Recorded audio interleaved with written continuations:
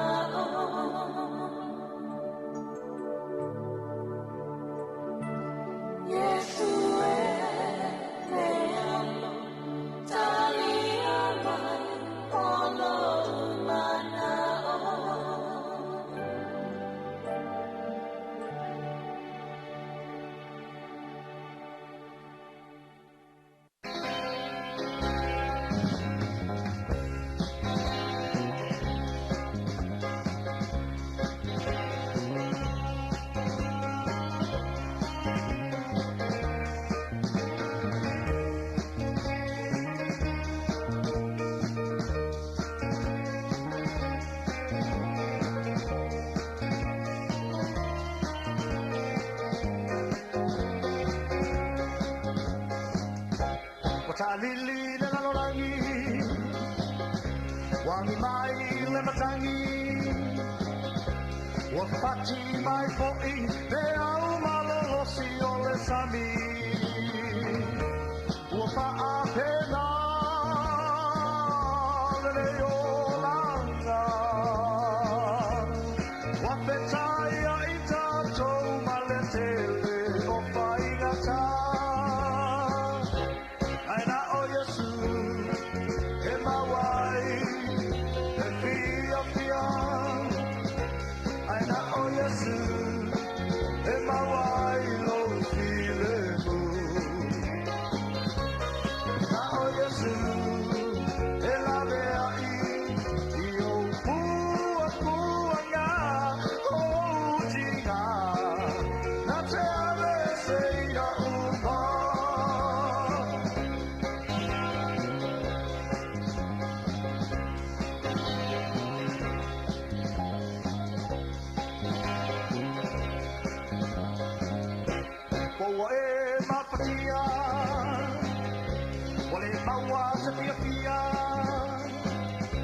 Tanuai le sala wa punitia o mata I sulu lau sula pa amore a ao Yesu e o fatai ai lava ai na o Yesu e mawai le fia fia Aina o Yesu, e mawai lo filefu. Na o Yesu, e la vea I o puanga, o tinga, na te ave seira uma.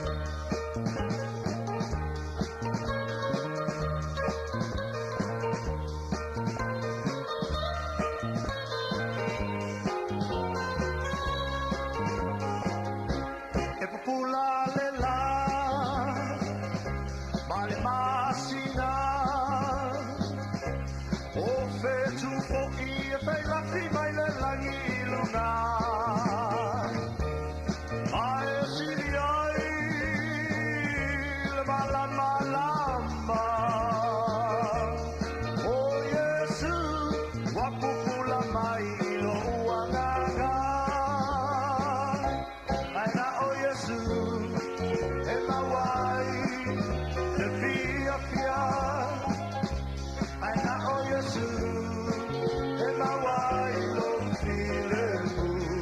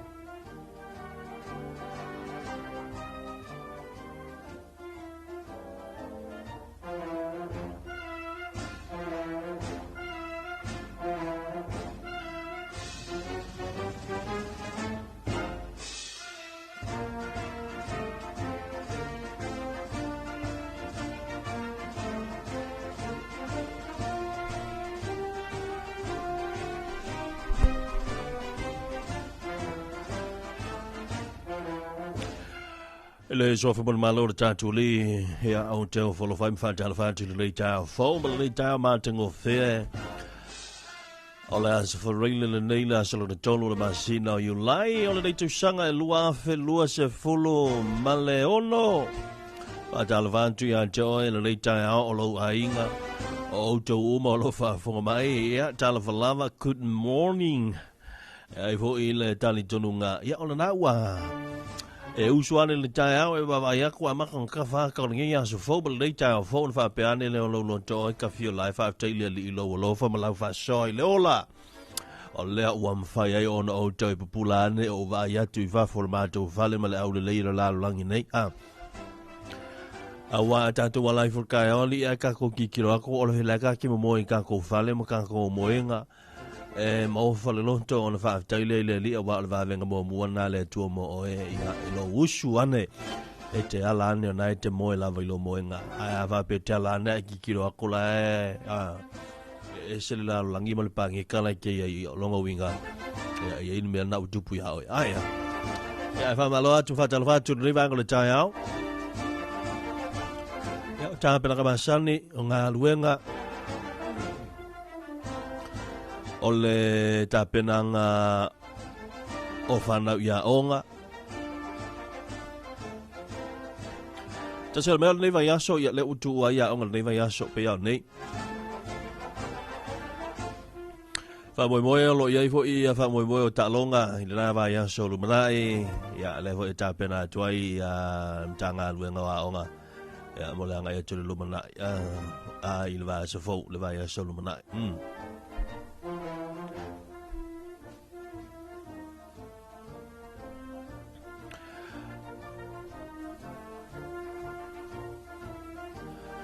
O borla me fanga solo le tantu tutua o le to mai sa to fa fiang nei ona sole me tantu talo le tau el to lus fulu ma le 5 minute ya on tale o le tu live fitu tal fitu tantu telefo non fa buponga ma no rai fa selawina a solo ile o fa fiang talo nga o tantu borla me le Talofa Samoa ia ta fo le valu te fa fonga le telefo ia mai so stato li ponte il tato marketing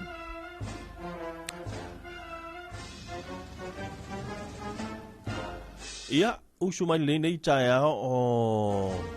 me mo muala to o lo ma fo fo ia le ava ele ia ma se sia me fa mo ia me uma o la usu mai o ta penang o lo ma fo fo lava ko ku ka milo ile fa Visidi le fa tole ora sa vai lau kamale la sa vai lau kengi o le lei pele ai a vai mai al fa ka an ke o le lei wala valanga ala ke va ko la ke o le lei ala ai fa ya lo oe paula me fe mer fa ka vai o mo confuse ya oi ki lo wal te finga luenga ya o te loa to tele le a mo in lo le ta wa to tele le na fa talia na pol ta suru ma le lu le te mi fikire no pi fa wal fa kalinga la ko ir no pi fa sa fa talia to tele na popio ko fa kalimil manwa vo ile le va wanga le por ki dismas o va ya tu so le ai se le moya na po no wing na fa tali ma se ta suru ma le lu si o mi wa le memon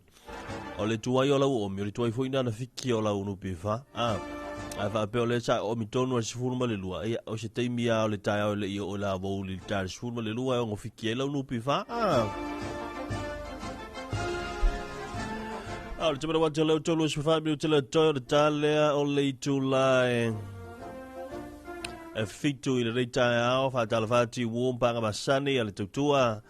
al mo tele sala fani sunga mai lo longa misala to fo ya inga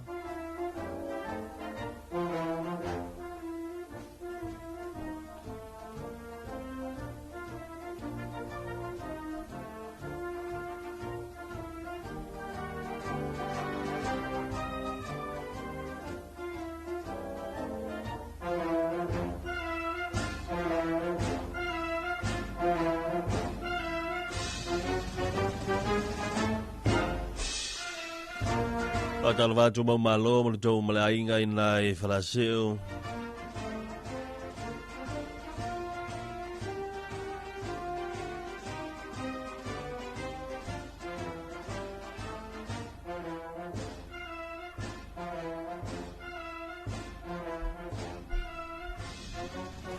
Tama ya so tumua e nai salavalo.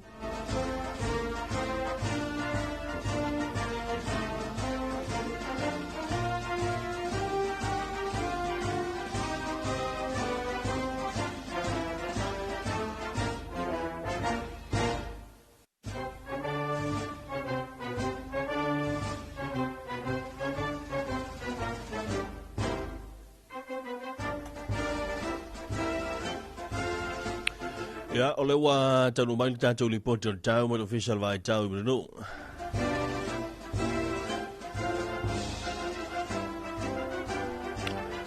O whamatalanga muli o winga lolo wa li tau mo lau whanua Samoa, whamawina li tūlai lima li tau neilas whareile. Ua whaleo ngai na whautuanga o timu mamafa. O le whatei ingo savili ma timu na fua o na whamalisi ei whautuanga o timu mamafa. Ua ngai ase antu i mātu o Samoa, o nei tūlanga ua fuai swinga mali o le tau. E lunga le atunu use i vanga na aisa vili o na tūmaupe o na whaatau tau i nisio teimi. O ao ma timunga e wha moe moe o le anta onto i mātu o Samoa, mai ono au mai ai timu i nisio vaenga. O le tātou o tunu i le so. Ai mā tele i na langi le lei le tele o vaenga, o le ua wha leo ngai nei whautuanga o timu mamafa mo lau whanua o mau Samoa. Ya maal fam telang mun muli nei mo lea winga lolo wale. Tau final public severe weather information number 4 Samoa issued at 5 a.m. today. Cancelled heavy rain advisory. The convergence zone that prompted the issuance of the heavy rain advisory has shifted to the north of Samoa as a result. Weather conditions have improved across the group. Although gusty winds may still occur at times, rain bands are expected to linger just north of Samoa, bringing some showery activity in parts of the group today. Otherwise, mostly fine weather elsewhere. Therefore, the heavy rain advisory is now cancelled for all land areas of Samoa. O whaamatalanga o winga lolo wa le taunu mira tolu pi o tolu mo o ngā Sami o Samoa. Whamawina li tūlai lima i li tai au nei. Whamaalisia whautuanga mo o ngā Sami o pe au mamafa o le ea whaatupula ea i lunga o New Zealand. O lo au mai a pe au o savili a whiololo le maalosi o le tua o loa o savili ia mai sauti sai. Whapea i ngalu mauma maulunga i lunga o ngā Sami o Samoa. O whamaumunga lata mai o ngā Sami o lo o antangi ai le maulunga o ngalu lata la tātu le tolu mita. Ma ole atu mau i lunga o le lua tesi ma le 5 mita. O na afiai o ngā Sami uma o le atunu uanga yantu i le whai unga le va yaso. O leo wa wha maalisiai nei whautuanga mo o ngā Sami uma o Samoa ai o a afianga o noalia mai e sou ma te tawhea au le Sami e maalolosi le whaatau taus. Vili. Le si tala whamtalanga o winga lolo wa le tau o le atu ina mai el official vai tau tau lima le fiafia na nei. Marine Severe Weather Information number 3 PO3 for Samoa issued at 5 a.m. today. Valid marine advisory. An intense high pressure system over New Zealand continues to direct moderate southeasterly winds with high combined waves and swells across Samoa's marine waters. The latest marine observations indicate that wave heights are fluctuating near 3 meters and expected to remain about 2.5 meters across all the marine waters through the weekend. As a result, the marine advisory is now in force for all the marine waters of Samoa. The potential impacts is strong currents with rough seas, strong gusty wind. O le tala o le tau wa inga lau tele. Mo lau whanua o Samoa. O au sa vili e wheo lolo le malosi o le tua o loa lo ufiti ai Samoa pitai. O fute ingo sa vili ma timunga o lo te oto i mātu. Mai au maia ao manai timu e a fiaila tunu i ni su teimi. O sa vainga mo upolu. Pe mai a woi ni so teimi ia manai timu whaapea sa vili a whaatau tau. Sa vai e a woi ni so teimi manai timu whaapea fo i sa vili a whaatau tau. Ia vai ngai tuatu aso a taala stonai o le a langi le lei vanga na aina i timu i la voli a sa o le a matele na le lei uinga o le tau. Tala o le tau boraga te fale, lo iei fautuanga mo o ngā sami uma o Samoa. A o ngā te fale matu, mai le official vai tau. A angi le toa o loa, 2.3 kilomita, i le itu la. A o ngā lue lua tesi marelima i le tolu mita. Ngā te fale mo ngā sami saute, o le toa o loa, 2.5 le 3.5 kilomita le itu la. Lua tesi marelima i le tolu mita le maulunga o ngalu. Mai gai ona tuatu mal whaasalonga le nei va iaso, asto nai mala sa, o savili na fo o le toa o loa, e lua se fulu i le 2.5 kilomita le itu la, lua tesi marelima i le tolu mita le maulunga. A bena e fo i la mala songa fua whaasalo atu i la salua, 2.5 kilomita le itu la, lona winga ua wha i titia le malosi le toa o loa, ai tasi i le lua mita le maulunga o ngalu mauma. Talofa Maloni Dukalau, this is your weather forecast issued by the East Samoa Meteorology Divisions this morning. An active trough of low pressure continues to affect Dukalau. Meanwhile, a northeast wind flow prevails over the curve. Meanwhile, a northeast wind flow prevails over the curve.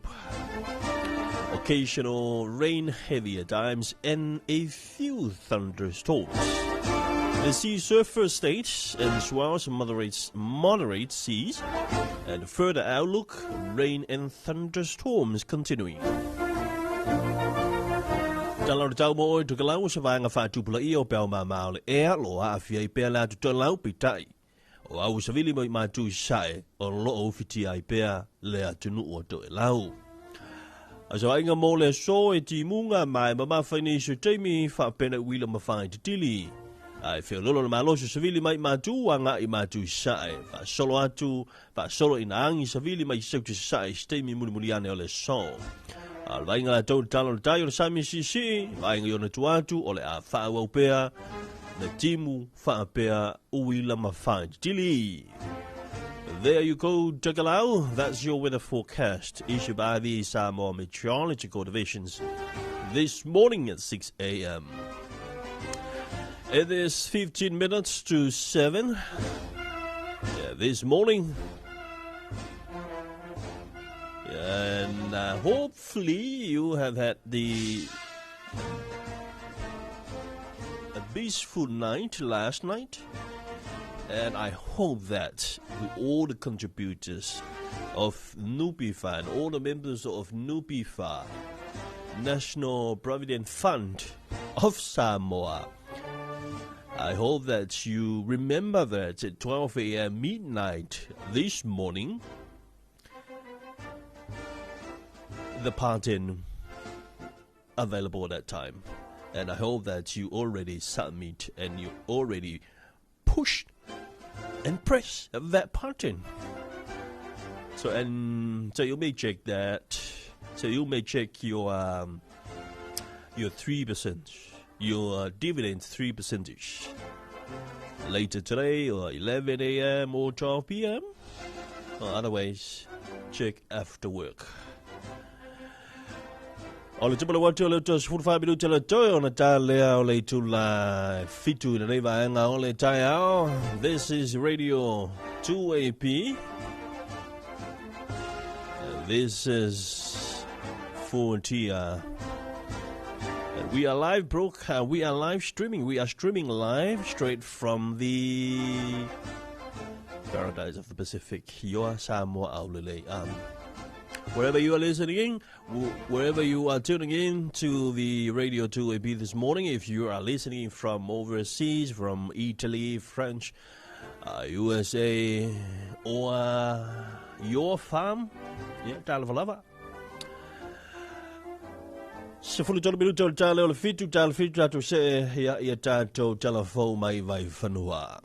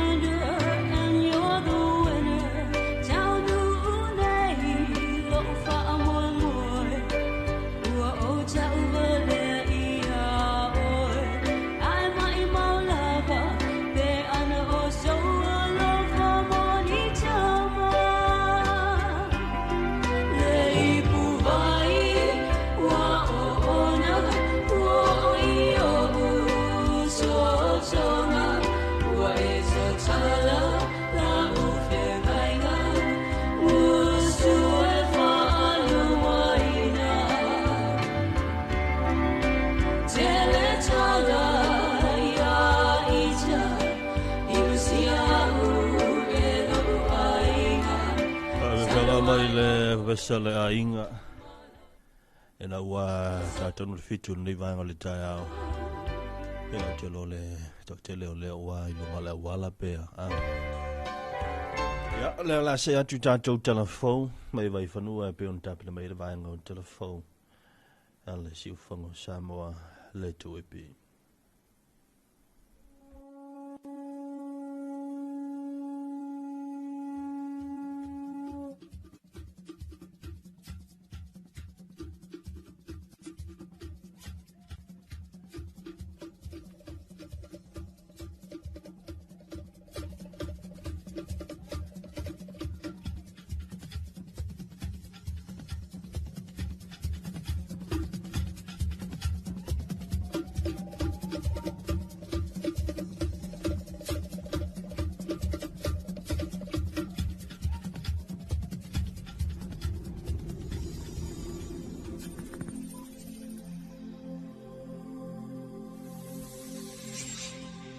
Talofa lava le nei tai au e lo mai o se whapoponga o talafou mai vai whanua. I tala a mata, ua whaolulu nei le fionga ia pesita Robert A. Sem, la komite na whama le whaamatango whiaina o Samoa, le watoe whata ua nei le malo ma tuua I lalo o le wainga le pulenga o tangata tawhawhau. O se komiti sa te le lona sau ta ua, I te usanga umawai, a o tamo whai maileu na ia o le atina e tulisi. Le sa whai ai tauwanga ma mauwha I lunga I nisi o nuu I le whai unga o tauwanga o le whamamaina ma le whaamatanga o whiaina o ai a wao le tasilea o whaato sina le lei I le malanga mai o tangata mai isi atunu e fia si o tato lau whanua. O le whai unga le masina o se tema e tau lunga I ailinga ruenga o lo whanga solo o le whaamatanga o whiaina o nuu mafio anga o Samoa lua whelua ono. O le whamana tuino le tuto atasi le masina o yuni. Na whaalawilo ai le taitai o le malo o le susunga I la aule le male toa le utea pola te vau Fosi Smith. Le toe whaatula I mai o le komite ana lea matawhaioi. O Samoa lava ia ua ilonga le Pasifika, I le tuma mao na tangata, a waile ngā tole makitina tolo tātou sesio manga whaale nā tura, ai o le mawai fo I e tātou tangata nuu o le soifua maloloina. O lo whanga solo ngā ruenga le komiti, o le pūlenga mapaanga, ina ia toe whaafo I Samoa I le tūlanga, ua māsania I ananga tau I le tuma malo tele. Ua whesanga I nei sui le matanga ruenga le soifua maloloina, o le au whenga ruenga le pūlenga o tine mūma whaalawlawe tutupu whaafua sei, whaapele koluse mūmu, e toe whaamautu to mai e mana mi tele mo le whai of soasani mua, e taimi e tutupu ai whaalawlawe mātu ia.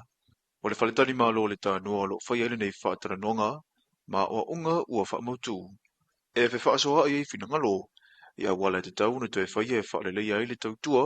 o le tali atu foi ia I lātou, e mato e manao mia tele le whaasau ina o lātou soifua I no whanga o lo tutupu ai whaafita uli, a o tari ai le awina atu I mautanga sengase. O le pūlenga o tine mū ma le sosa hietura koluse mū, o lo tau sanga o ai uli le au aunanga, o lo tai mua ilam tangan wengo le soifua maloloina I Samoa, e ai le taritununga o le vaenga ma oti o le soifua maloloina, a whai le lei, o na whaatino au aunanga tau whaisoasoni mua, o le ato o tele I lātou e mau o lātou soifua I taimi ma ale, e le ngata o whaalawelawe tau ta'wale, o whaalawelawe whaale nātura, o mū, ma le tele lava, e mana o mia itu mai nei, o toe whaalau tele, I le vai aso nei ala le semina o lo whaatino. O manatu na amata fuli sa I whaala au mamawhai le tausanga lua se fulu ma le valu, a o lewa tino I le ngāruenga le tausanga lua lua no, ua si tia I fo I le tūlanga, o alanga ua e whaunga ina I le vaenga ma oti o awa onga Samoa. O lewa tatala alua ia le polokalame ua ta ua le semis, I lona whaapupuunga I le Whaaperitania. Po le Samoa's Education Management Information System, o le polokalame mata I tuwinai, whamatalanga taua unga Samoa e tali tonu le mtanga winga wa unga manganu o whamaunga ma whaiu na whesoasoani e whau se isi lumanai o awa unga ilu tātou wa tunu a wa o I e loa I vaenga e fie whalele ia o vaenga au sia ma metutia e au una wha wau pea. We attempted to build our own system in 2021. That effort taught us more than any textbook could. And through it all, we arrived at one clear solution, that this work is too important and too complex to do it alone. We need partners. That is why the decision to join the PACSIM's regional initiative under the Pacific Regional Education Framework and with the expert support of SBC's Education Policy and Assessment Program was not a retreat from our ambitions. It was the wisest strategic decision we could have made. To our colleagues from ECAP, I say this directly, your partnership has been transformative. The technical expertise, the regional support, and above all, the genuine belief that Pacific Island countries deserve a fit-for-purpose MS designed with us and for us that has made all the difference. Sa ta ua fo'i ai ono, o le nei awala le a vanua moa unga uma e whaonga ina. I le whaataitainga a whai e whaonga ia unga I sala whai le fola le nei e tuu I ei whaamaumonga. O mata upolo o lato wao ina, o lea whai o whai a unga ma whanua unga. O polo kalame e fia whaataunu ina, o loo mawhai o na maua atu le ofisa wa unga I upolo nei, e le temi lava lea, whaamaumonga ia. Mai longo fia I loa unga e au una whai a yeise ngā ruenga whesoasoani, ai le ia lia e nilu I tau te tele. And to the delegations from our Pacific Island neighbours who have joined us this week, from Nauru, Kiribati, Tokelau, and beyond, your presence matters deeply. We are not competitors in this work. We are a Pacific community of practice, and every step one of us takes forward is a step for all of us forward.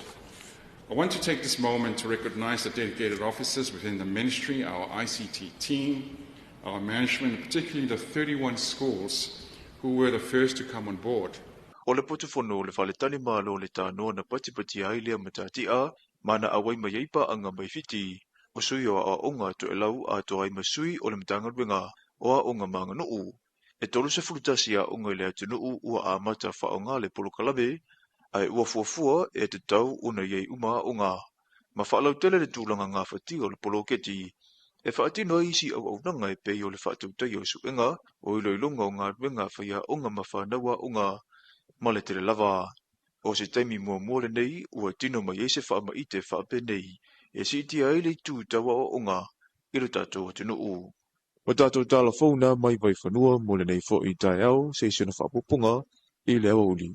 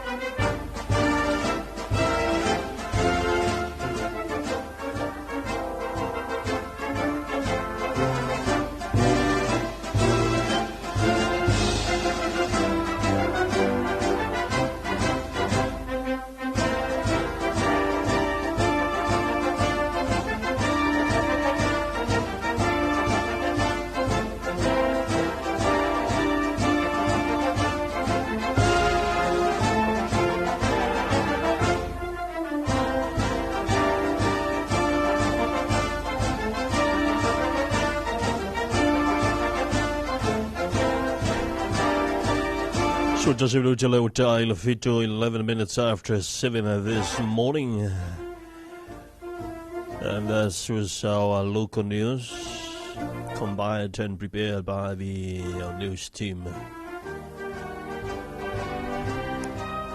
Ja, og nu får jeg taget telefon, be on tapen le tato vang og telefon i le nei for i vang og le tai au.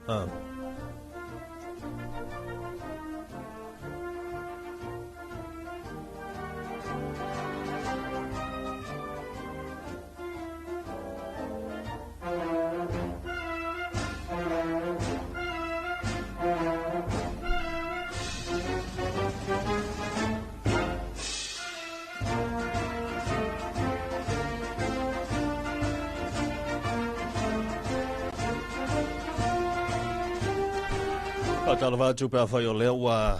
ai mai mo mai fa mai fo in lewa ngol tai au tu tu mo na si fonga Samoa fa malole no sai malo fo ta wa ta o leo wa sfulu te al fitu ma to ni Samoa de loisia tenu ya o la foto a va veao ya por la fo e wa ya on me moni la a tu tele wa tenu ya me so Australia mo New Zealand te tu sa ta tu te mo na Amerika Samoa tu sa ho ta to ja, ai fa talofa tu ele nei vai ngole tai to tele wa inga ho ile nga lulu a aso uma ja e pe o le tato ia le mta fa yoi every day every morning e tato te o mai e tato te fa nga luenga ma fa mo ho ile tau si tato a inga but o le lui tawa ia e fe ngai pe ma tato ya o tulanga fo ile le tau o le soifuanga ma tau o loa e fo ile the cost of living continues to be a challenge ya tato vea level na la to ia vea level na mta upu po le na fo issue vea ma challenge vea ma lu ya tato ya o vai nga fo ile o me ai o me tau mafa ya o le pili o le vai o le cash power ia por pili foi le tise ia o me fa alu foi le mo nai fa nau ia fa te o le ua tu ua foi malolo te lo foi la tau file expense la to ia ia mo sin teimi mo sin na lua va ia so ia mai si lava va nga mana o mia i tono tatu ainga e mo mia foi le soifuanga ia o me laiti ia o le toothpaste ia o le fasimoli ta ele o mea uma fa pena lea e mafuai o na tatu to anga mai peka ko whainga ruenga aia wa fa pe tatu te le whainga ruenga makako o mai ka ko whainga ruenga ia no winga ia o na lava le sapalai ma me o fa pena but o isi ia vaenga e te le un tatu o mai e usu mai pe po la tatu le lava vai fea ia ele ai ma fai lava un tatu fiu le vaenga ona o se mea te tau un tatu fa au ina ia ma fai una tali mana onga ia so uma ma me tau ona fa tino ma fa tau no so o le tu foi la le e tau foi la na e tilo ai tatou tangata whainga ruenga mtangata o ainga le foi la o mo le fa monu yanga le no pifa e ala na ifisili foi le tau na ifisili ai o fa pe fe mai le fa so ai no le seleni lo ainga o fa pe fe mai la paketi ia o nisi vaenga o le tilo ia i lau i lo ainga o le pe e anga i lava ilunga ia mana onga o e tilo atu o lo anga i lava ilunga le mana onga tau i le cash power e fia aso na e tele na last i lau cash power ai se a foi pe oina e ngofo ile la e ma fo fau ia o fea lava e ngai e tau na fitu na ia ia mana ia tanglo le e fa palingi le mai le pe mai nei mosfate inga mana ia le sfate inga le ia ole mo fa so ino le tupe i tanglo le mai ia mantu tatou le walu le pei ia matupe mau te tonu tatou bank account tonu tatou account ia ai kangola fa ka mingi ke kusi pe mingi kusi papae o ke kusi lang enga foi tau mani tau tusi e tangole va ai me foi te loe e mana o mia i le telo teimi e peila o le pili le vai o le cash power ia o le lunch kamikia onga o le pasese a me fa bena tano le mai tusi ya ilunga ia male malau se furuai a le tasi le vai nga pitu silun taul meni o fa so a ia ngai ka le mai ia e taula pe ia me fa le lotu wa ia por se furuai por le peleti por le lofo fe au ia a fa pe o e te pe lua vai aso pe vai aso tango ala ia mai tu tusi ia lima ele fa pe ala me tu tusia na fa pe le o a teu ia ia tu le sa ulau e tu pe ia le sa ulau a e sa ulau pe e tangolo le tala mai e tangolo le e fu fa pe a fa ia cash power e fia so e a mo se fa de ting a fa pe cash power la to e tolu aso last cash power to fale e tango foi la fu fa pe na pe a la valta lima tala te sfuta la ile vai aso pe ia e vai la le pili le vai a fa pe sa du fuanga le masina ia ele titi se lau mon tupu ia pe lima tala fo wa ele fa pe fuai every day or every week ia a sa fo ia o le tulanga o le lunch ia no winga e tauholana e tilo pe tu ia se luas fulima luas futala fuai lau paketi fuai lau tupe maua na nai maua ia on so mai ile ama ai manetua en le wanga lo tau ave pel fa ave lau fa mo ile sfurua po lau me fa le lotu mo ala kamanga pul le oe e vai tu o lau sfurua o le me foi la to ia a fai o le te la foi le ia mo se o se so swani foi le tatu tal no anga fa i mta upu foi le fa tu manatu mo tanto a fai o lau lava ia limiti limits o lau la for every Sunday ia e luas futala i lona winga awane ia i se teime te tango e si ia i lunga ia e alu ale luas futu every Sunday 20 tala a fai o lau tis po lau sfurua e se furu tala e manatua e manatua mea na ia alui folole le pili le vai ia ole aonga tamaiti ia tusala e umane ia vai aso peia e te tilo atu ia le mana ia mai le ua tolus futala ia le cash power ia ua manatua oe ele fa pe e fa tau to al cash power le tupele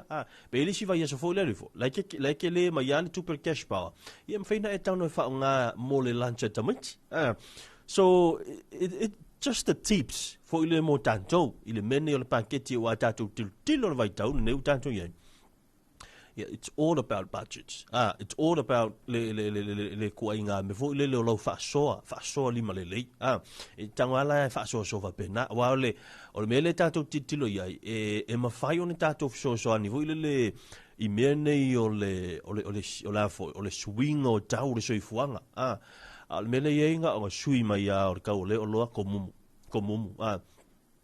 but there's a solution. E le solution e ka ko e mafai nga ka ko fai ko nga solution la va pe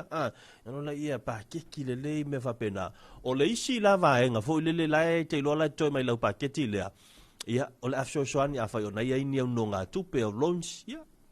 o me na ia nga ia but o issues o va nga la va ia mo le a inga la to ia supplies groceries ia e ta tau lava o na ia lava se pa ke ti vo le vai la ke alu ma kua flow manga ia lau pakiki saulea ia i fo la mes tu fo le tu ia sina be tu si ai mo emergency ia me ke waru fa fo se fa le mai o se fa la fo le fa fo se ia ala ka ngo kula il kupe ngo fo tak fa mo tele ile tu pele tu le card wa ia le timi fo le va kwa la el mali en kwa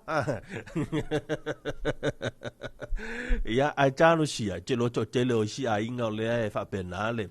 fa tino ngola la to foi paketi mo la to fuanga wa o le mele na ia ma le tulanga vo le tau so sani pa fa te le so pito tu o lo fale ia o ise la o la ma na yo lo fale ia fa nga ane fa tu mu ina ka pisi va va pena va ila ke le nga so so ngi mo ia se fe mai le tu pe lo fa tau mai ka pisi me va pena ia ai singa tips mo ta to ni ta ia ta tu tala no ai vo wa le o ta tu ye nei ile a solo na tolo o masino yu lai lau paketi Luas fulu minuto lo tel fitu sa le vanga o tau te tupu nanga siu fonga Samoa le luapi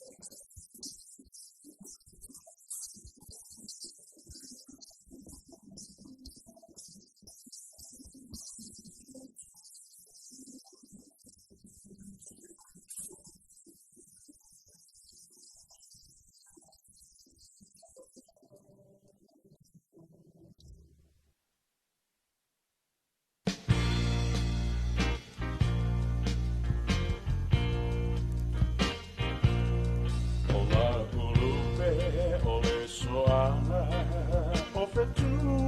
o me suapa Safa lele I fisanga o Samoana Wafoi nei male oli me mata Le tumu o loanganga Le fui vine o la urosa Fua matala Emma ele keri sopoto Le fuaina o awalo loto O ali o le vai o sina I loto Te tu ea la upaana E silitasi o I loanganga Ia tano mia so se I walofana O te ioemba o amene Ia te oefetu la upele E silo kau I pene na matai na metele Te ilo ya rasi o le panona Matsusana I sarona E fata tusa ina o lo ualofa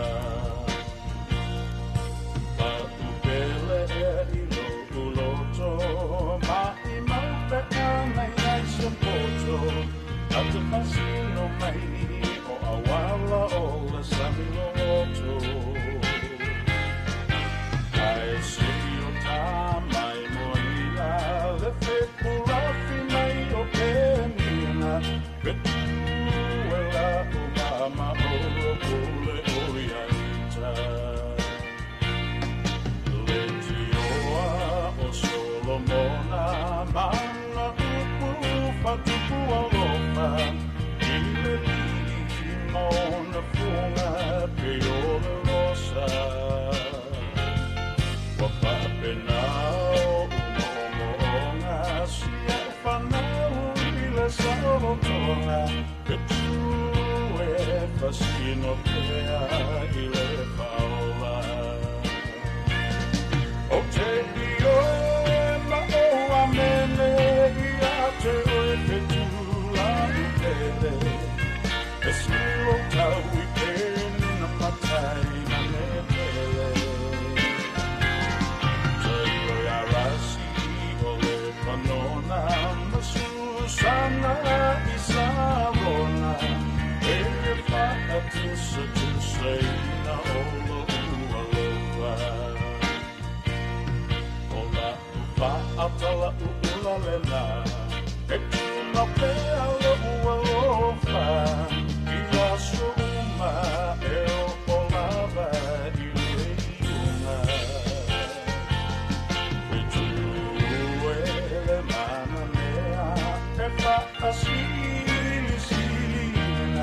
E lavo panie o aisenate famaliena O te ioema o amene Ia te oefetu la upele E silo tau I pene na matai na metele Ta ilo ya rasi o le panona Matsusana I sarona E fata tusa ina o lo ualofa Panona Masusana I sarona E fata tusa ina o lo ualofa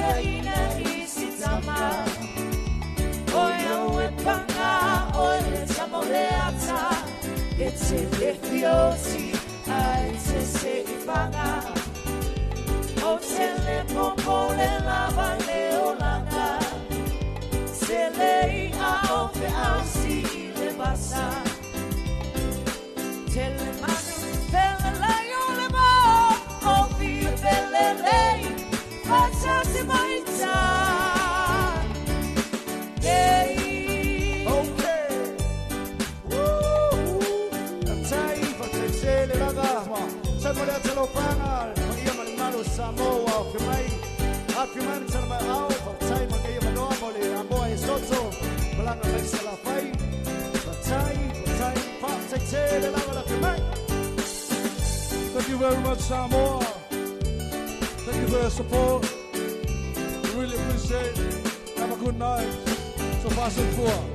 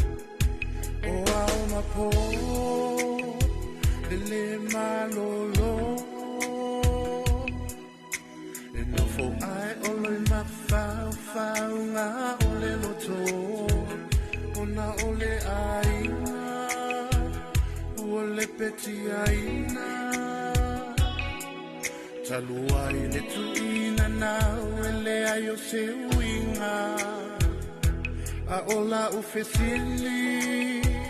they I say,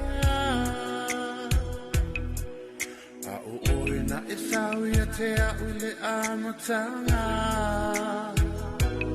Au fea oia o sofa maoni,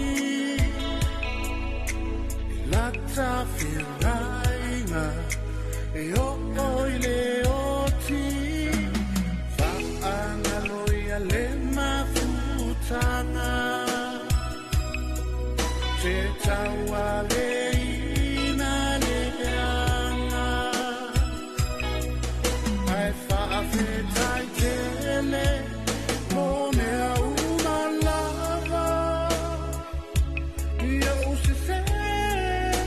ia ufi a mana se.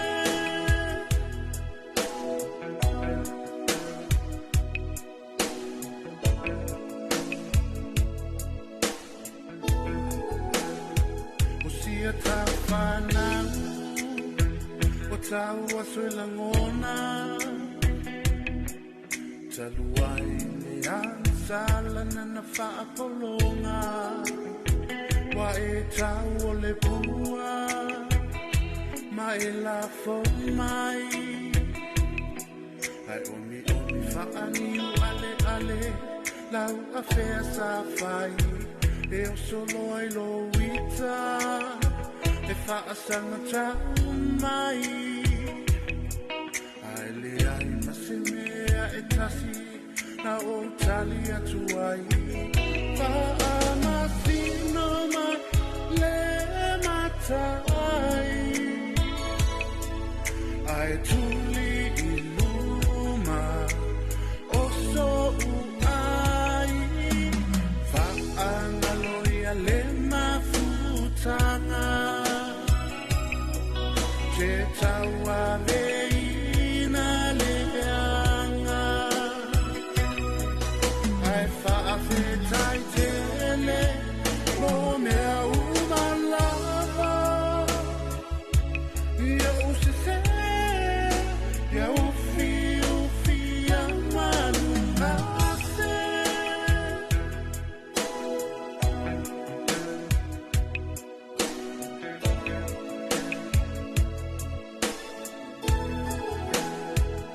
ole ase taua mo i taua be a whai e toe te pa i tua a oni o ulelei sa whai lea mo usao a ua i whaangaloa fia i fiona vao ko lau i alo sa ai alo luma lo uvaa o te whaangalo i na hoi so wangaleanga o te tatalo whaangalo ai la uloto mala utu ua lalu toe fo'i mai le lotu whaangalo ia le mafutanga te taua veina le anga ai whaafetai tele mo mea umalava ia usese ia ufi amalungase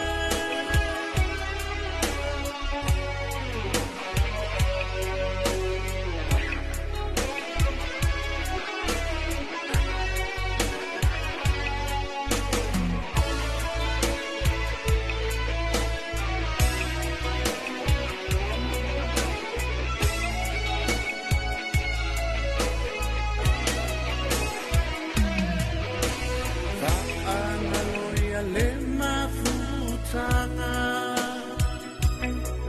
te taua veina le anga ai whaafetai tele mo mea umalava ia usese ia ufi amalungase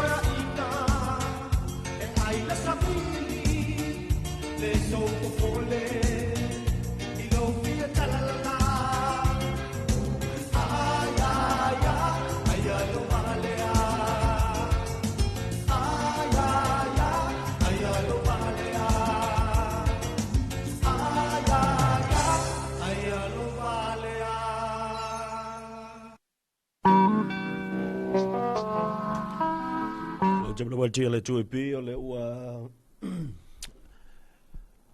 So iwa bidu te le tau na tale o le tu lai. E valu le nei vanga le tai au ia o fa pena fa fonga ba yesu tatu tunu I le tutua le nei le Talofa Samoa. Ia pe ona ia tatu fa se lawa ia mai nei ia le tu pi. Malo le sa malo fo ile la bali. Ia o tote le o nei fa nau le wa mai a ia suenga le uma suenga o le fo ila wa mai a ia tulanga tuina tola tulipoti. Ia le lai malanga mai ni sio a onga mai motele se la vai fa mo le talonga onga le vai so fo la kapis fululima. Ia la lai pe la ona I kolisio pe a vaiola ia le ala apina I kolisio pe senga. Ia ai o tulanga na e pe ona iai ia le fa fonga mai le tatu tino. Ia vai lo se fo maloloina. Ta o te lelo se fo maloloina. Tau mafa I se tau mafa fo ile le te loae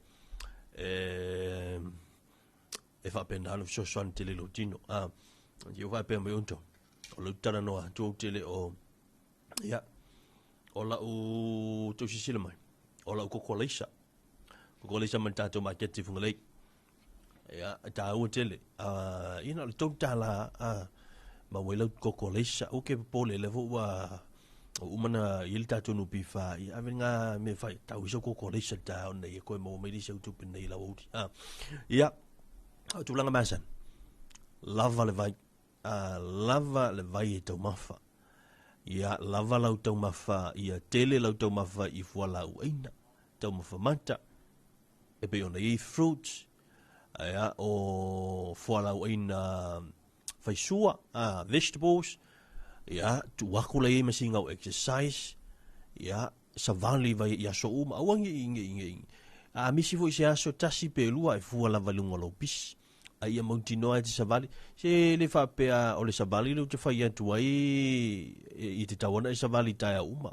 Le fo ia maua lau savali fo ile le tau de ofisa savali a kui. Ano fono fo ile le wa le se me fai savali vali a kui o le poko le si o savali tu ile ofisa le si ia paua le mea nei te ua telefo tala le si tanga te whainga luenga ia o ilo overfell. Wa ia le ai. Savali vali ai lumo le ofisa. Whalo lo vai, lue o vai. Ai no fono whama lue fo ile leo vai. E se taua. E mwhai anu sosoane fo ile le solo le ia toto, ia la toto lo tino. Ia ma le lava o lau malolonga. Lava lau moe, ia kako. Ka ilua ka ikuru ikula mo fa mo mo ngi ya si va ngo ke le lima ke le fa o mai lo le e be ki kilo ko ala fo ki kilo me fa pe ko ma ko afia mo e lang fa ya ia va ta se ile male como fa e manage fo le le tu lang le stress fa ye te stress ia o le nga luenga kam fa e lo o nga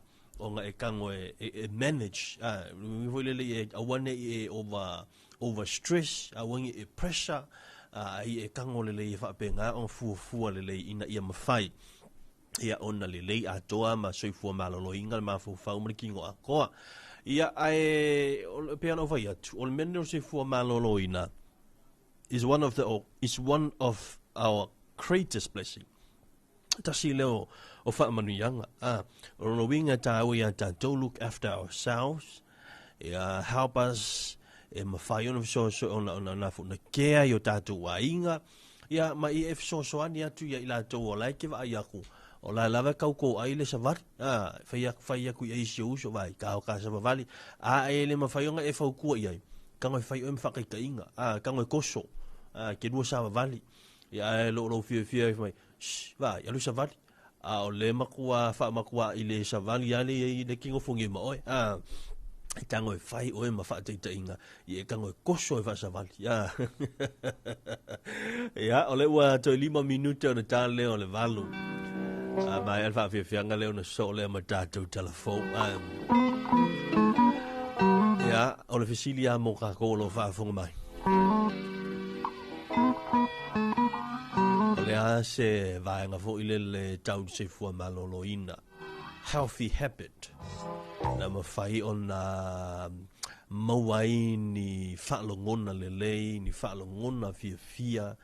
ia na mau ai se suinga le lei o lou soifua malono inga i lo wola tanga o e kari ngā fisiri.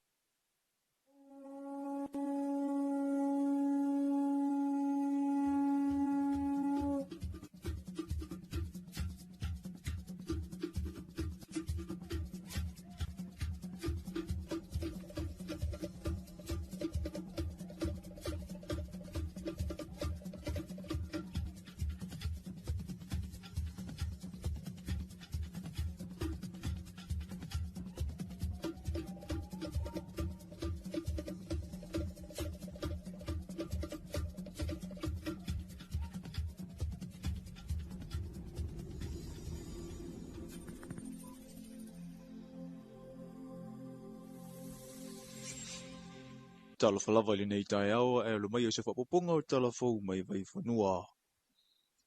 I tala a mata, ua whaolulu nei le fionga ia peseta Robert A. Sam, la komite na whama le whaamatango whiaina o Samoa, le watoe whaata ua nei le malo ma tuua I lalo o le wainga le pūlenga o tangata tawhawhau. O se komiti sa te le lona sau tāua I te usanga umawai, au tamo whai maileu na ia o le atina e tulisi. Le sa whai ai tau wanga ma mauwha I lunga I nisi o nuu I le whai unga o tau wanga o le whamamaina ma le whaamatanga o whiaina o ai a wao le tasilea o whaato sina le lei I le malanga mai o tangata mai isi atunu ue fia si o tato lau whanua. O le whai unga le masina o se tema tau lunga I le ngā ruenga o lo whanga solo o le whaamatanga o whiaina o nuu mawhio anga o Samoa lua whelua ono. O le whaamana tuino le tuto atasi le masina o Yuni. Na whaalawilo ai le taitai o le malo o le susunga Ila la aule le male toa le utea pola te vau for Smith. Le toi fatula I mai o le komite ana le amata whaioi. O Samoa lava ia ua ilonga le Pasifika. I le tuma mao na tangata. A waile ngā tole makitina tolo tātou sesio manga whaalina tura. Ai o le maua I fo I e tātou tangata nuu o le soifua malolo ina. O lo whanga solo ngā ruenga le komiti. O le pūlenga mapaanga. Ina ia toi whaafo I Samoa le tūlanga. Ua maasani ai ana ngā tau I le tuma malo tele. Ua whesanga I nei sui le matanga ruenga le soifua malolo ina. O le au whenga ruenga le pūlenga o tine mūma whaalawlawe te tupu whaafua sei. Whaapele koluse mūmu. E toi whaamautu to mai e mana amia tele mo le whaia of soasani mua. E taimi e te tupu ai whaalawlawe mātu ia. O le whaletani malo le tānoa lo whaia le nei whaatara nonga. Ma o unga ua whaamautu. E fe whaasoa ai fina ngalo. Ia wala te tau na toi whaia e whaalelei ai le tautua. O le tali atu fo ia I latou. E mato e mana umia tele le whaasau ina o latou soifua I no whanga o lo tupu ai whaafita uli, a o tari ai le awina atu I mautanga ngase. O le pūlenga o tine mū ma le sosa I e tura koluse mū, o lo tau sanga ai a iuli le au aunanga, o lo tai mua ilam tanga ruenga le soifua malolo ina I Samoa, e ai le taritununga o le vaenga ma oti o le soifua malolo ina, a whai le lei, o na whaatino au aunanga tau whaisoasoni mua. O le ato o tele I latou e mau o latou soifua I taimi ma ale, e le ngata o whaalawelawe tau ta'wale, o whaalawelawe whaale natura, o mū, ma le tele lava, e mana o mia itu mai nei o toe whaalau tele, I le vai aso nei ala le semina o lo whaatino. O manatu na amata fuli sa I whaala au mamafa I le tausanga lua fe se fulu ma le valu, a o lewa tino I le ngāruenga le tausanga lua fe luono. Ua si tia I fo I le tūlanga, o langa ua e whaunga ina I le vaenga ma oti o awa onga Samoa. O lewa tatala alua ia le polokalame ua ta ua le semis, I lona whaapupuunga I le Whaaperitania. Po le Samoa's Education Management Information System, o le polokalame ma taitu winai, whaamatalanga, taua awa onga Samoa. E tali tonu le mtanga ruenga wa onga manganu u, o whaamaumaunga ma whaiu na whesoasoani e whau se isi lumanai, o awa onga I le tātou watunu u awa o I e loa I vaenga e fia whalelea, o vaenga au sia, ma metutia e au una wha wau pea. We attempted to build our own system in 2021. That effort taught us more than any textbook could. And through it all, we arrived at one clear solution, that this work is too important and too complex to do it alone. We need partners. That is why the decision to join the PACSIM's regional initiative under the Pacific Regional Education Framework and with the expert support of SPC's Education Policy and Assessment Program was not a retreat from our ambitions. It was the wisest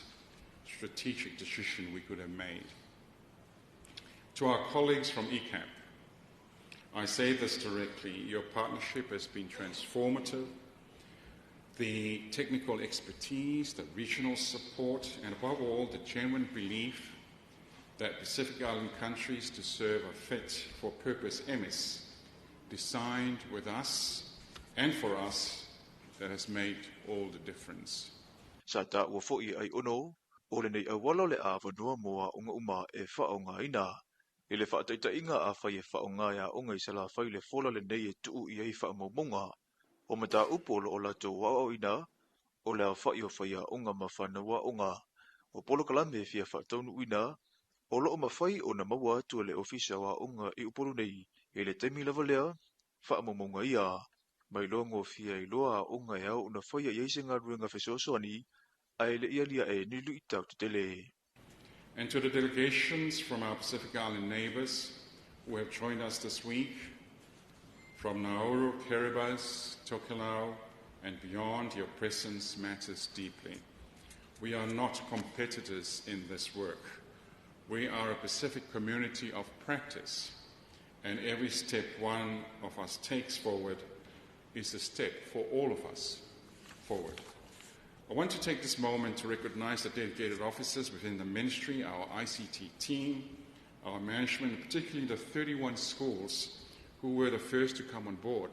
O le potofono le whaletani malo le tānoa na patipati ai lea matatia, mana awai mai eipa anga mai fiti. o sui o a onga to e lau a to ai masui o le matanga wenga o a onga manga nuu. E tolu se fulutasi a onga le atu nuu ua a mata whaonga le polokalabe, ai ua fuafua e te tau una iei uma onga. Ma whaalau tele le tūlanga ngā whati o le poloketi, e whaatino isi au nanga e pei o le whaatautai o suenga, o iloilonga o ngā ruenga whaia onga ma whanaua onga, ma le tele lava. O se taimi mua le nei, ua tino mai eise whaama i te whaape nei, e si iti ai le tū tawa o onga, i lo tātou atu nuu. O tātou tāla whauna mai vai whanua mo le nei fo i tai au, se isi na whaapupunga, i le awa uli.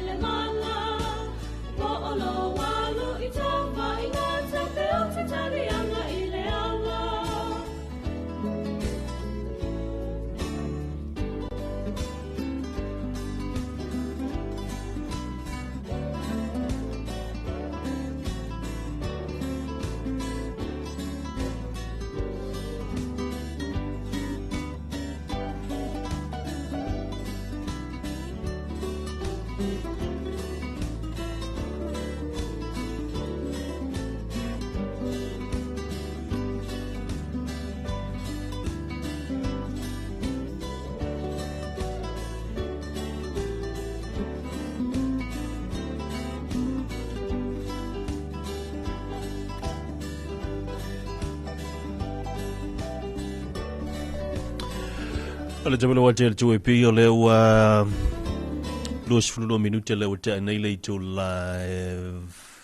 valungu le nei vanga le tai au stem foi ona fatu mai le sui o le tanto ala lo fa toanga e pe ona ye le tanto pula masani lungo le tutu al tu e pi ia wa foi ni sio vanga fa la wiloa ia le tanto kumri ia por tanto vanga le ia molo to silfi mi sala va tanto lo foi fa toanga la foi fa toanga la vai mantele ia wa o le ngona o le fale o loa mole au fai fa toanga ia al Talofa Samoa le tato fale loa o le ofisa lo foi fa toanga fale o loa o le au foi fa toanga ia ina vai tele al Talofa Samoa lo fenga tomata ia mai se o pulenga apena foi mo tele sala fai na salonga ia mai funga lei ia suana ia wa ia nisio o loa ananga ta ia o datu funga vaonga o paua leo va o le afo va ngale o mai el funga vaonga ta vo le solo ia so ia o live o ile solo au ke mo kuang ile solo but this is one of the best ia eco spray ia ai Talofa Samoa initial company business Talofa Samoa va ngal Fexco ia le Western Union ia mai se foi o le company a mau ia bla to fale loa Talofa Samoa ia mai se o le lava loa le tatu tunu o lo fa benal fa fong mai le tutu ale tu ep ia o le sa tatu tele no le taia o i mea kau pakek ia se ta o tele o va ngai langa tatu tala no lo me kau pakek ia o ka ku kalango lo le tulanga vo ile o lo fa so ina o se leni fa so lima lelei ia fa so lima lelei ia va esel ta u tele o va ngai ia wa ka ku fa so le ka ku pakeki ia itulanga i tau na ia o le me mautino ia la fa pena fo iona ona lelei ia le hanga inga i luma ma le ngā so whanga so longa o au plans o fuanga o le mea nai tā wai le meo le whasoa le leo lau paketi wa le mengi le pakeki ia e kako kalangoa le pakeki kalangoa i lo kaimi kalangoa i le tupe ia o mea umwhapena o lau commitment wa a fuinga pakeki le lei ia le mea e te whaia o lea mea ma lea mea ia e o i le paketi ino lau teimi so e o mania ia e te tau lava ona meet ia vaenga ia e te tau ona meet ia le tūlanga o lo ma fau le whaatino a ile le ngā luenga ia o lau me totia o lau experience ia e whapena e fo ila ia i lo teimi awa o le mene le teimi e mo i le tupe e whai e toi maua le tupe pe a whapea ia ise me foi lo fa le yanga lau paketi no lo teimi e mai mau o nusi ato na teimi o teimi e la kwa mala kwa le ise kai me ar ko sa lo winga na lau tala awa a fa ta inga a fai o le ta o le valu le fai mai e tau na seniel kon kalantele ia ina o le ta le valu le senia ia uma ia e fa fetai pe a fai to mo se isi ava no e to ftuna ia a fai fo le ta le valu e mo mai ai le fa monianga me le fa monianga a nga o ka le valu miss e fo le appointment me uma la fa pena e mo im fai to ftuna Jamie ia ai ua o to ia o le winga na la tala ai fa pena fo i tatou whanau o le ua mai ai o ngal whanau i ne fo i kuanta pa keti le lo teimi au mea onga o ngal whewhau mea onga moi ia o telo tanto tamaiti a onga whako e moi angi e diskamiki a onga ke le onga o kai au lu le po antoa papchi o mane le nga se fa uma kwale lava pe lang fa le mea nga ai le lo o makwale lava le nga fa ya ka wai el papchi man ta lo nga len fa ia ai o le atatu se atu ia ina i tatu fa fianga ba el fa fianga le ona so le man tatu telanga mal le tatu fa lo fa to anga pe ona yel ni ta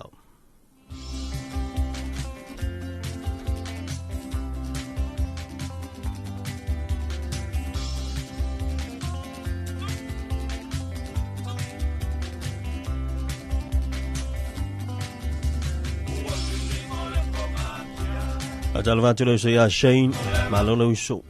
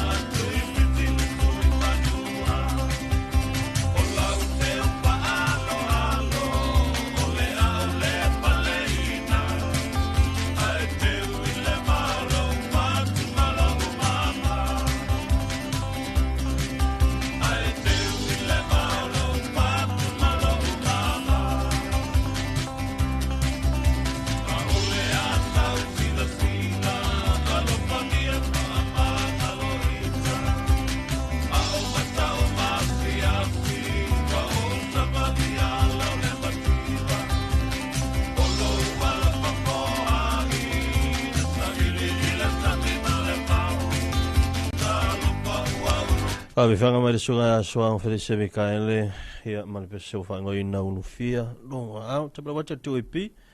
le ua afetonu le valu ia mana tu ia na ua tonu mai to tele official falfenga wenga mi se fo io nei fana wa ngo te la somo muli nei ia ni sio wa onga mi se fo io tam fenga fana nei kwanta malo le sai le ua se ban tanto proclame ia te lo langa mal tanto fo lo wa fa fa toanga be on na va se me fo il sunga ya Craig, mse fo isunga ren, wa fo tulanga piona i tatu tano. Fatalo watu, Craig le neiva ngau le taiao, mse fo i leuso nei. Langi matafi, taia manmia, tauta iai, ina ua mwhai ona tatu, au lia maia, ia le vai aso mo le masina i ulai,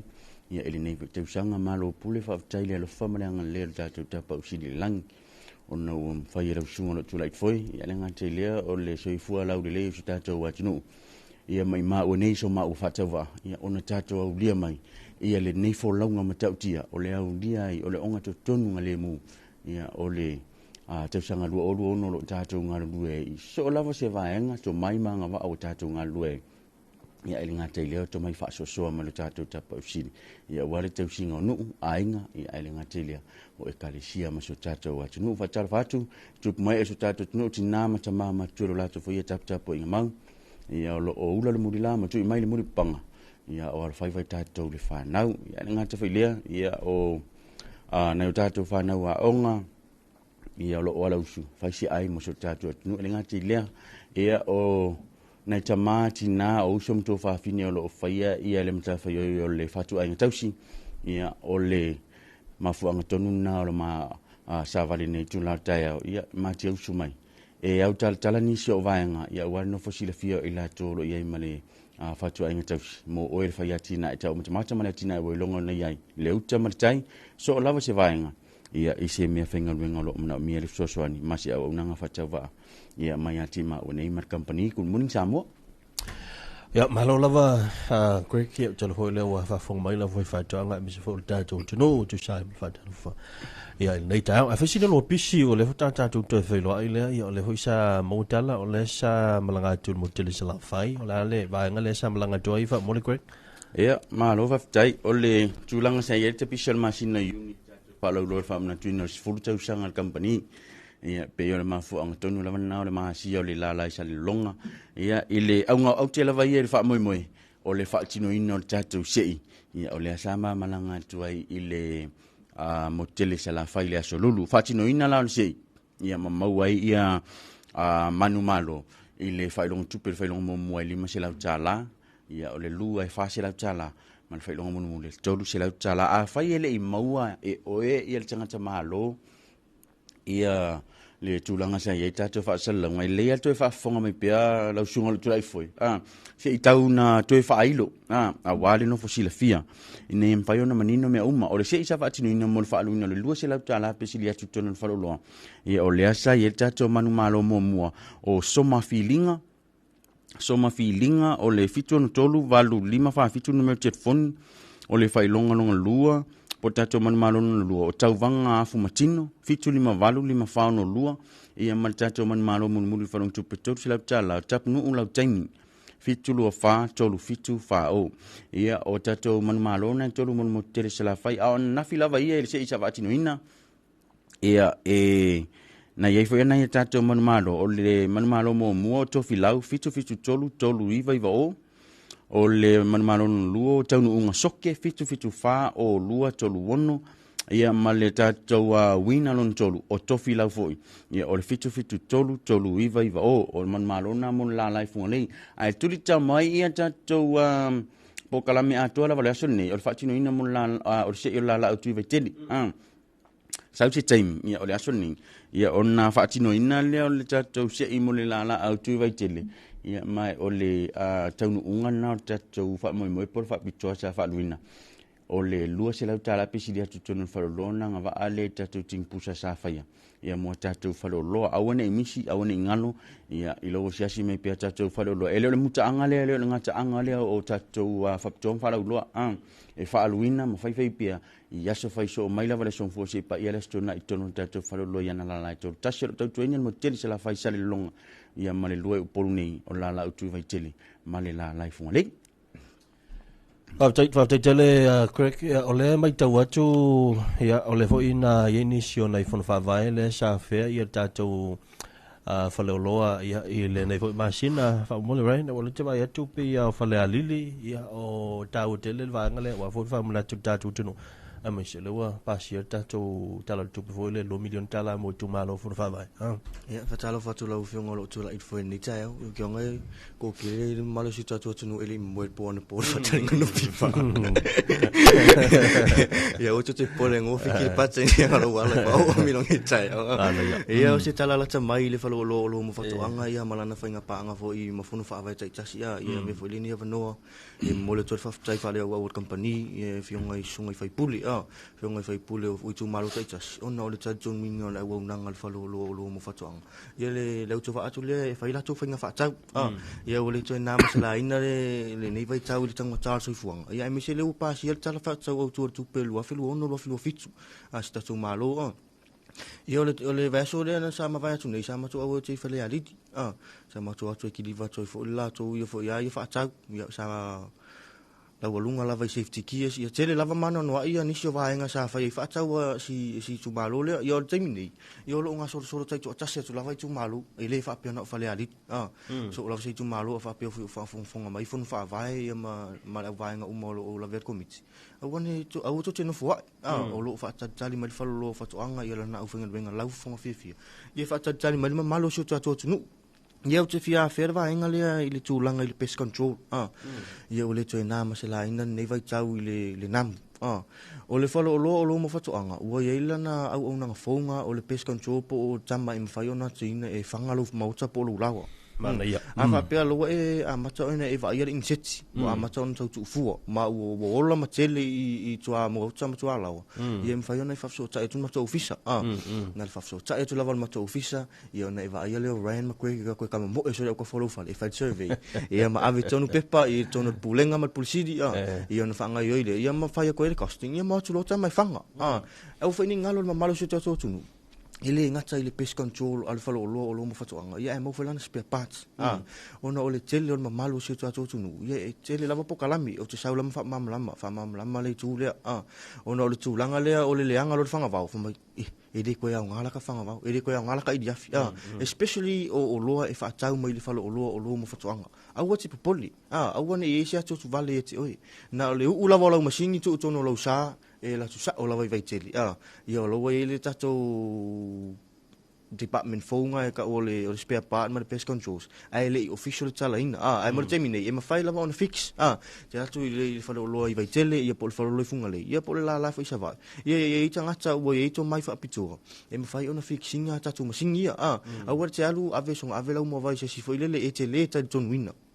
ona ole tu langa le I pe mai u fa pe ia o mai le fa lo fa tu anga ia le mo vau ai le spare parts au poli o lo mau lava mo to spare parts tatu la live vai tele la funga le ia malalai le moteli sala fai ia tulanga fo ide e venia no e mo le choice fa tai fa ale wa company I tatu fa nga fa tau o le masino yun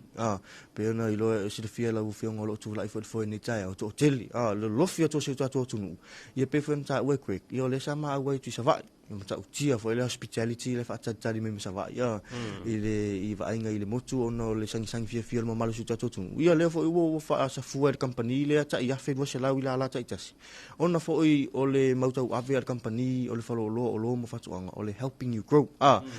pe o le film lava sa fa au tu vai le matus futa sanga le sa fa ia o le just to give back to our community e sa nga le mai le falo lo mo fatu anga ma fai la to fai nga fata awa ale ele ma malo so to tunu ele ma fai ona tupu ma ola company yo le ave ne va no yo e uma sa fai la to fai nga fata ia ma e sa fata online mo la walk-ins ia mo tu fata company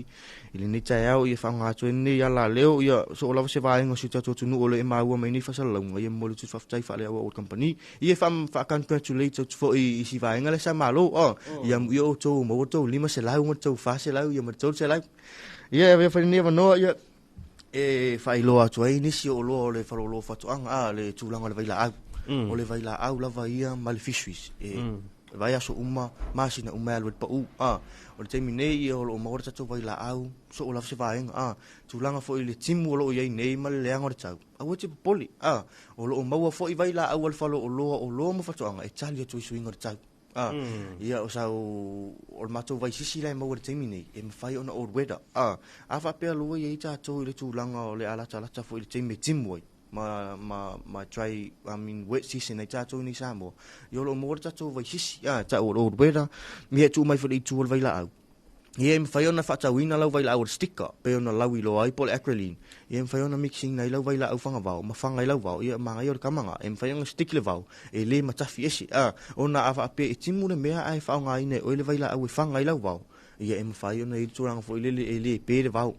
pe le mate fo ile ia fa nga ina la vai la au ngor sticker ia turanga tatu fish yo lo tele manon wa au te no fo asia si tatu la lai sang longa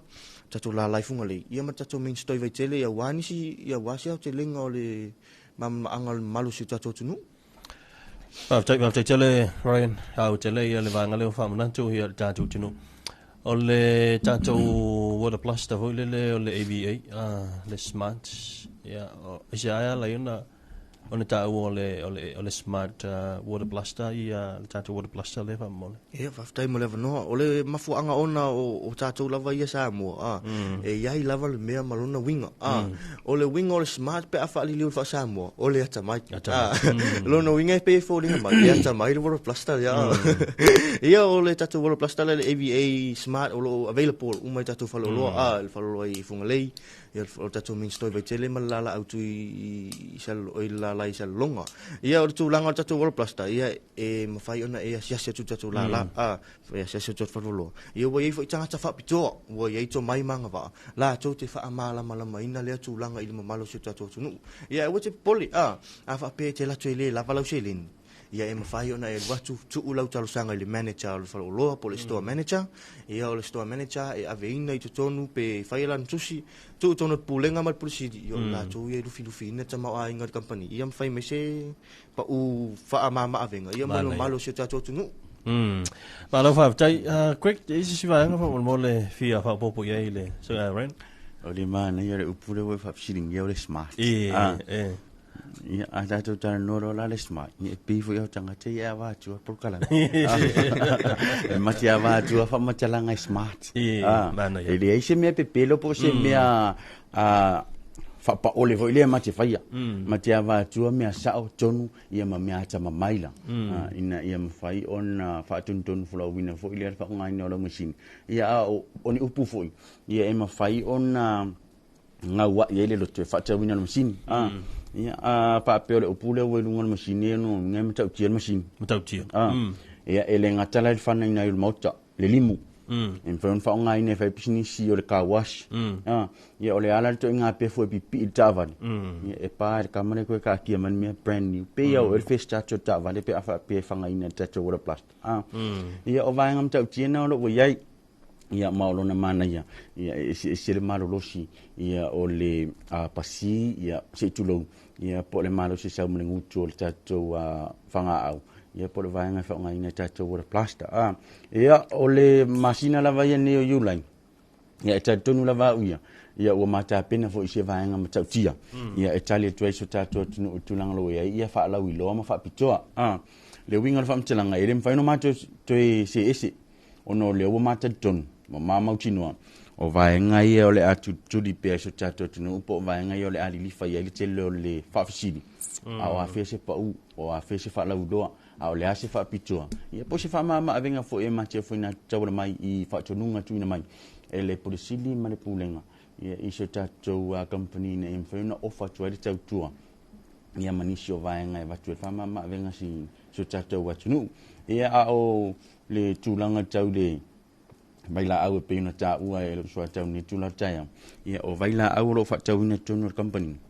e nga imanu mala au e ma fayona apalai imanu e ma fayona apalai ni tatou la au ni ai linga te foi leile o tatou fa le ele ia lo matua lava sa apalai e tulanga lo ia tatou fa le ele po tatou fertilizers e tulanga fa la ai na la auto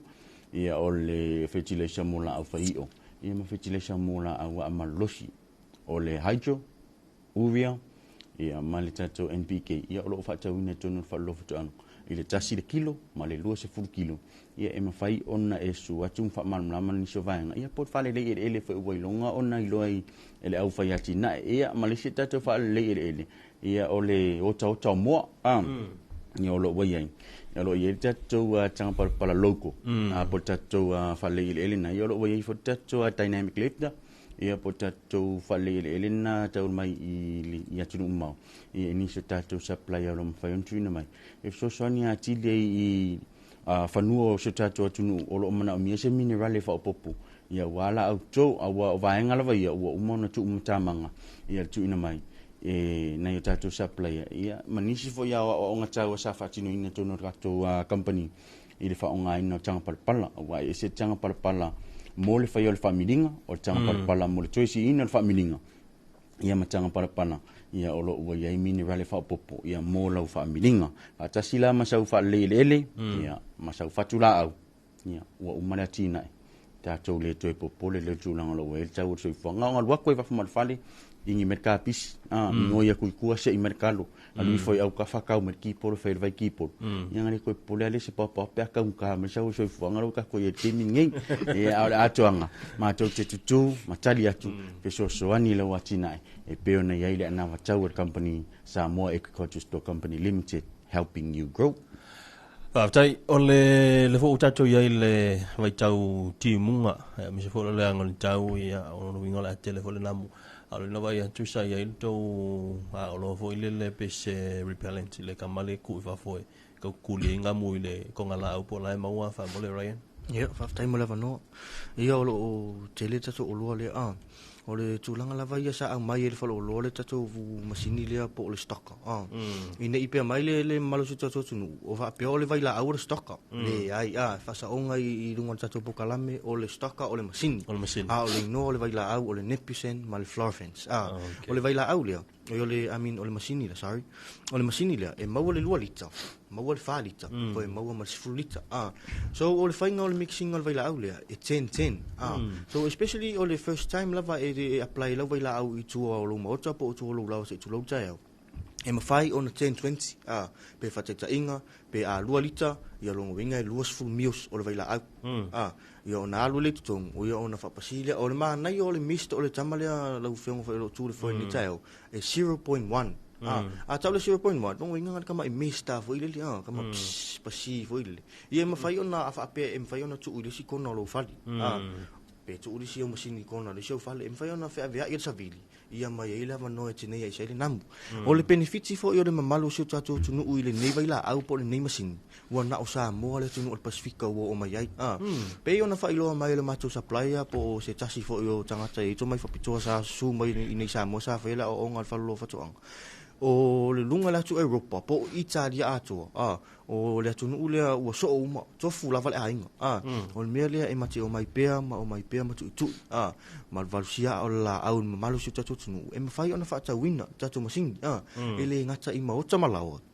E au ngā i Pisinissim Company. Ia e au ngā fo i hotels, po whatani malo, i o whale au ngā so o lavas community. E whaataita inga a whaapeo tutono le ofisa lea le matau tutana noa tua e tu wale masini lea. E le to iai masangamu. E le ngata fo i e mwhai ona tu utono le ofisa. Ia e mwhai whainga tu i fafu. Ia au leo te lenga lava ia e le mwhai ona tu utono le ofisa. Ona le tu langa le manongi. E mwhai ona tu i fafu ona o fafu la attract mai ngamu. Ia malesi me e lau walunga i lava le matau masini fo lea. Pe ona silafia si tatou tunu. O le manai ona masini. A whaape e tofu le a inga Samoa mai lava i ale i pata sa i pa ia whale a lupo ma le masini lea. E ono ia le tūlanga e le to e mause namu. Ona o le tūlanga lea o le namu e mawhai ona tu lea tu disi mea alu atu tau tu fua. Ma wale si midi o ngā whangau ngā. Pe mai ngā alu aku disi piko ko fuai ma wale si midi o ngā. A o le vai la au lea ualo walunga i le whalo o lo ma whatoanga po le nepu sen mal floor fence. E mawhai ona tuli e se ai. Ma watu lava, ma watu ai. O le tūlanga whainga le e whapea, ia wakuloa ngamu whapea, I don't wanna die, bro. Ma watu ai ala, ia i le toi fo i mei le tono se tatua tunu. Ia pena si le fia se tatua tunu. Maro wa au te Ryan, te tāua vanga le wa tāua sunga Ryan, ia tāua ia langa o le ta sile o vanga le tamwhai ai le seifo malolo i. Ma ne fo ia le fui whafonga mai tātum tanga luong seifo malolo i. O ke ofo wa le wakum kanga luenga whatau a tu fufua matangata ia tātou waila au ma. Ia Greg, ia taulunga mai ia. Ia tātou puklame ni vanga whamanantu, ia mōni silfia, ia wala unanga tātou whaleuloa, mani whaloa. Nā lo whaftai, o le show, ia e watu whamanantu e te turi tau me tātou lai muli muli. Mo le whatino ino tātou se i le lala au tui vai tele. O nisi tātou whamanantu ma le toi whangu se tātou atunu. Pe a whapefi whaisa whainga whataunga a olo ua iei tūlanga taung tātou i fuanga. Asiasi whanu whaavai. Whatau sanga ina nisio vai ngano. Ina iam whaion whaunga ia tupe tātou proketi tastes ma le 1 milion. E soani e fo tau tui fuanga lo ua iei sa olo o mana mia. Ngai tātou a inga olo iei sa ilinga manu ia tunu umau mai olo ai tau malele. Whaunga ina mai o tātou penga te whailangi ia po tātou online shopping ma le vaianga Samoa Market ma le mai Samoa.com. Whai mei sa whainga whatunga. Ngau kilikila vo le link. Ia na e asia sili lunga tātou oloa. Whai mei sa whainga whatunga. Piti nei. I le la whalolo o lo mo whatuanga. Lua limon fitu mo funga lei. Lua limon valu po le lua o limon testasi mo la utu vai tele. ia matatu la tasi salong 5 tasi 3 tasion ia te mitala a fitu la fa ia manastona ila fitu ila tasi ia tu le sa matalo moto atina ina imfaiona la lelo kapisi ia onisina vaenga ia fia fa manatu pe ia ti mauni ia fai so ma ua fatava ia fai mafonga pusili matpulenga fa fitai tele tuai ila auto sa fo itono company etu sa yo masina wo mavai ia matatu fa to mo fainga fa taunga wo to le sila va tanta toi fuang ia wo to va ai ile tatunga o le quality le lo mato o mai tau tu ina so tatu tunu manu tele la singa lo tamatai ia le ngata ide lo sungo lo tu lai foi tu ma langi mo tele ia wa tau tu ina so tatu tunu so la se va ngolo o mana mi so son manu tele le so Samoa Taile songa ya Craig Games for your le songa Ryan tu sai man tatu fatano noanga ia ile nei fu vanga le tai o fai monsieur le film sa o tomata ia Michel tatu faloloa ia o le fai fatanga ina vai tele ia me se foi ia o fungalei ia malita tu la tasi ia I sale longa se si tatu tanranga na vai ia so tau le ola le lo fa le tu wa toilo tu so fua a o so ma to wola